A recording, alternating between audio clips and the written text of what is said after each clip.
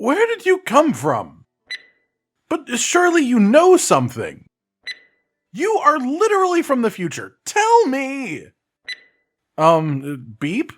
Oh, now it all makes sense. Ladies, gentlemen, and trainers of all ages, it's finally happened! The DLC for Pokemon Scarlet and Violet has been announced and it is absolutely glorious! Not to mention we got an instant drop of the event for Paradox, Virizion, and Suicune, which are cool in their own right. With that said, let's go in-depth with the trailer, go over every little thing that we know now to be confirmed coming to the games, then we'll round it all off with some new theories that are gaining traction in relation to both parts of the DLC that's been announced. First off, the DLC as a whole is going to be called the Hidden Treasure of Area 0, which will come in two parts. The first part is called the Teal Mask, which will be released in fall of this year, and the second part is called the Indigo Disc, which will be released in the winter season. The first part is going to see the players go on a school trip to a clearly Japan-inspired land called Kitakami. We don't know if this is a full-on new region or just a sort of side village, but the potential is quite large. There are 4 new Pokemon revealed in this trailer. The legendary that is the sort of mascot of the DLC is known as Ogerpon,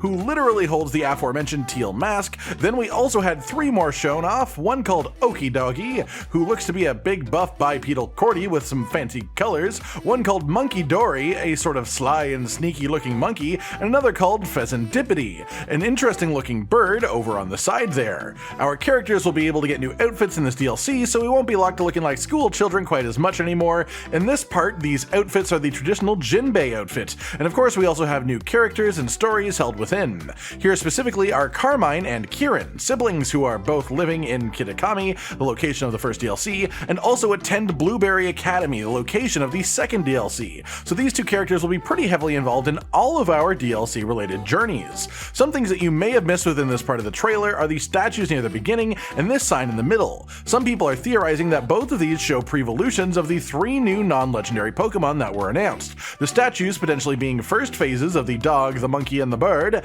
the sign potentially showing a middle evolution for all 3 of them, and then of course them being shown at the end in proper glory of their final form. On top of that, their names all seem to be some sort of wordplay. Okidoggy is Okidoki, Monkey Dory is Hunky Dory, and Pheasantipity is closest to the word serendipity, but that is the weakest one. Interesting though, these all are words or phrases that mean the situation is all good. Not to mention they all share this sort of lovely pink symbol as a theme between the 3 of them.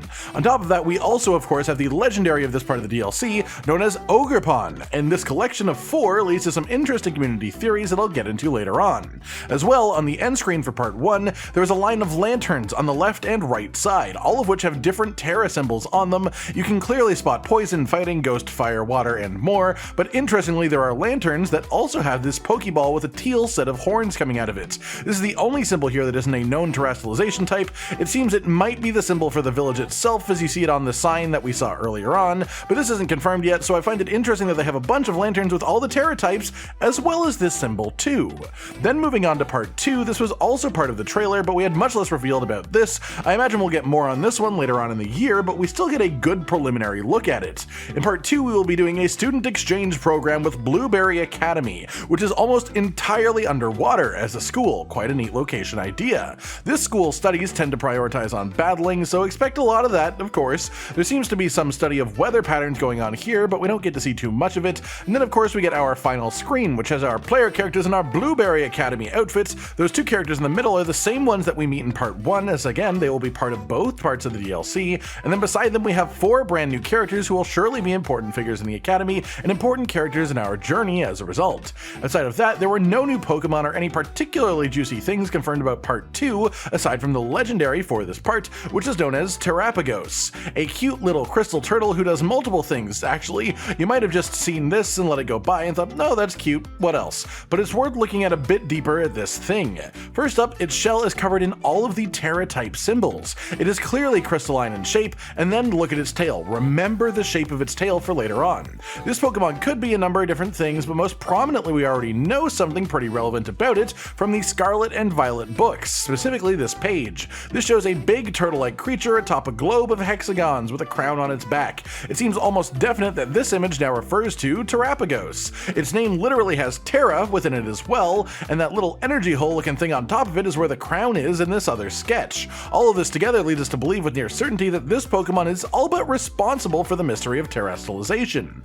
That part of this generation still hasn't been dug into too much as far as the reasoning behind it all or the story about it, but this new legendary is surely deeply rooted within the whole thing. It is crystal based, it matches this image nearly perfectly, and it has all the Tera types on its shell for some reason. A personal theory of mine is maybe it's able to do multiple different Tera types, but that could also just be nonsense. Moving on from there then, with the trailers dove deeply into, let's talk about something confirmed by the official Pokemon website itself that wasn't mentioned in any of the rest of this.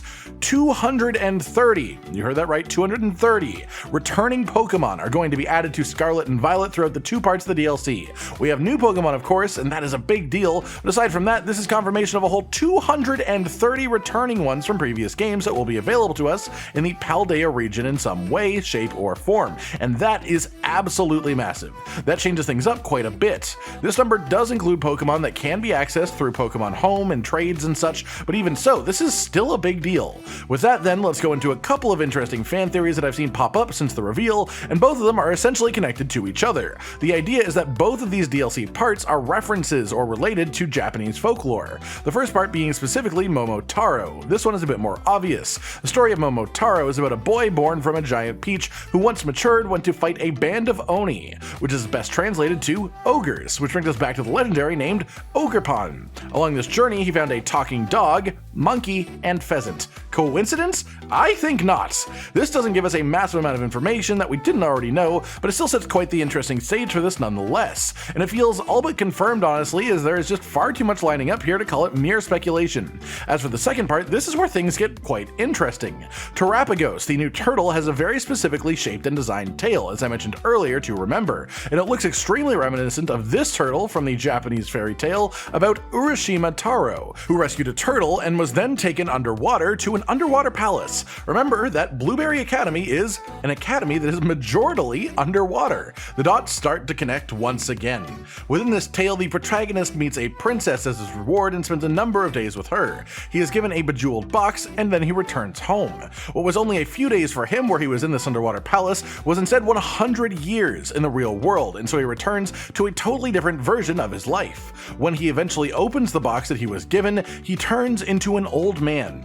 Given the parts of this that already line up with part 2 of the DLC, this actually says quite a bit, especially when you combine it with the concept of what the Paradox Pokemon are. What it means, at least in my opinion, is that part 2 will center around this legendary turtle Pokemon who is likely responsible or at least heavily involved in the concept of terrestrialization, but also will work out what is truly behind the Paradox Pokemon, with the concept of time and the passage of it being a major staple of this folktale. I quite like the way that they've lined this up. It feels like an Easter egg that we were meant to put together, and it tells us quite a bit of what to expect. I do just love little things like this. Then finally, to take a moment to talk about a bit of a leak, this coming from Matt Yukana on Twitter. Go and check it out if you want to see it in detail. We actually have that full list of 230 Pokemon being added in that are able to be found in Scarlet and Violet once the DLCs have dropped. I won't go through the whole list here, obviously. Check it out on your own if you want to see every single one, but the important notes are that every single starter Pokemon will be available, but they aren't adding in Legendaries from other games, so just a fun little thing to note off there. And that is just about it for now, everyone. Everything that we know so far, as well as a couple of extremely plausible fan theories that could give us even more information about what's to come. I hope you've enjoyed this more in-depth breakdown of the DLC reveal, and I hope you're as excited as I am for what is to come. Like if you liked the video, subscribe and hit the notification bell for more, and most importantly, ladies and gentlemen, until next time, stay sweet. Josh, Cotton, and Hollow with the videos, dropping the humor like a hammer on your tippy toes, bringing entertainment on a daily arrangement to take our insanity and turn it into entertainment. Yes, I said entertainment twice, to reiterate that it is nice to look into your faces on a mostly daily basis when you let us in your homes to make the whole world a stage. Goodbye.